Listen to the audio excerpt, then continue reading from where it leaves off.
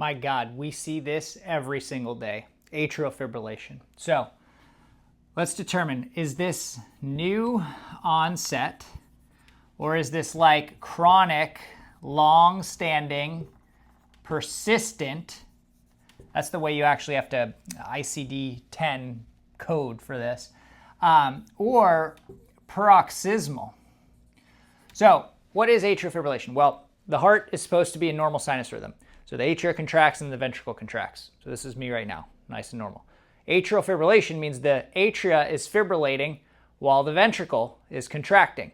So first question is, which one of these is the most dangerous to you to have a stroke or mesenteric ischemia or acute limb ischemia, meaning like an embolic event from atrial fibrillation? Because what's happening now is the atria is fibrillating, and that allows for a clot to form in the atria. That clot escapes into the left ventricle and then shoots out into the system here and either goes up here and causes a embolic stroke, shoots down here, causes, say at the SMA, mesenteric ischemia, or goes down here to the limb and causes acute limb ischemia. Which one's most dangerous? This one. Paroxysmal, because we're fibrillating and then we go back into sinus. And then we're fibrillating and we go back into sinus. That's the most dangerous to throw an embolic clot.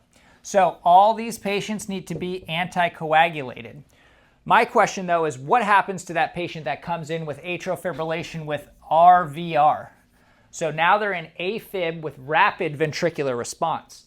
So this is the person whose heart rate is 170 and they have no good blood pressure with altered mental status. What do you have to do then? You have to cardiovert the patient. So you do synchronized cardioversion, meaning you have to press the sync button on the defibrillator to synchronize it, and that way you don't deliver electricity to put this patient in AFib RVR into a circus rhythm, which would be pulseless VFib or pulseless VTAC. So this is AFib in a nutshell. They need to be anticoagulated.